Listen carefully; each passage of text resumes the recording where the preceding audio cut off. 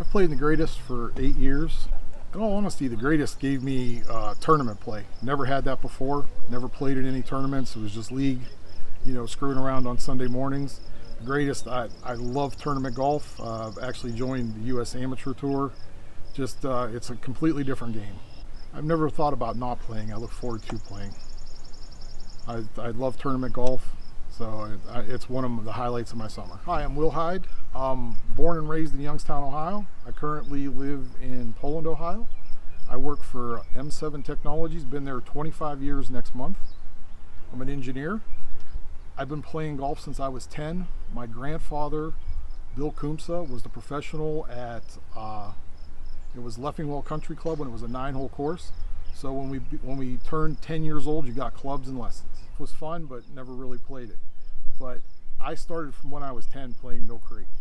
I get guys look at me and go, how can you punch that well out from under the trees? Because I've been doing it since I was 10. I said, I got 43 years. Coming up to the greatest, always butterflies. Always, it's electric. I feel charged the whole time I'm playing. You're playing around a golf, you're driving in a cart, but by the end of 18 holes, I am drained. Because you're grinding over every shot. Every shot means something. You can't backhand a putt. You can't rake one off the hole. Everything's concentration, and that if you don't get an energy rush out of that, then I guess there's no reason to play the greatest. Well, there is. I put tremendous pressure on myself to make the lake. That's my goal when I get out. I'm not there to play 2 days of golf. I'm there to play 3. I've only missed it 1 year. That's what you strive for. I want to play. They set up the course unbelievably. It's just beautiful when you get there. You walk in, you feel like you're a Sunday on tour. You're that well taken care of. It's a beautiful track. The people that say, well, a guy in your division shot in the 70s at Mill Creek. Well, I shot 79 at Youngstown last year, so I can't argue that. It happens. You just happen to make a lot of putts, and you end up making an 84 and 79. And that round, I got to the lake after a stellar 88 opening round at Mill Creek. Memories of the greatest. I have one that stands out. You only play tournament golf once a year.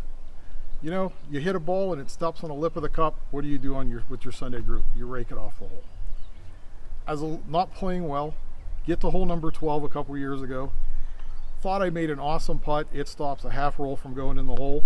Instead of tapping it in, I rake it off the hole. Thank God my playing partner Hank yells no, but I ended up hitting the ball clear off the green and making 7 when I was a roll away from a 3. So it's just a moment I go back to all the time and go, just put them out. Don't be stupid. And I can't believe I'm confessing this. And I'm a greatest golfer. Move 8.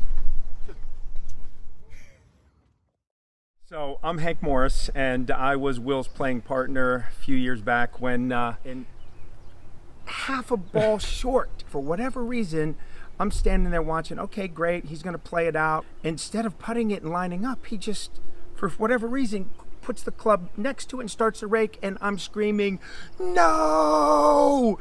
And he's looking at me as he does this, and he's like, oh no! And he just flicks it, the ball goes over his head, behind him, off the green. And here's the best part of it. He goes up without even saying a word, gets to his club, gets a wedge out, and chips it and hits the pin and almost knocks it in on that shot.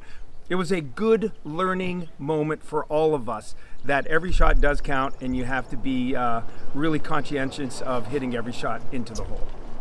We can't go to that hole without that story coming out. We stand on the tee box. It's like, hey, remember this hole? Listen, that's nothing.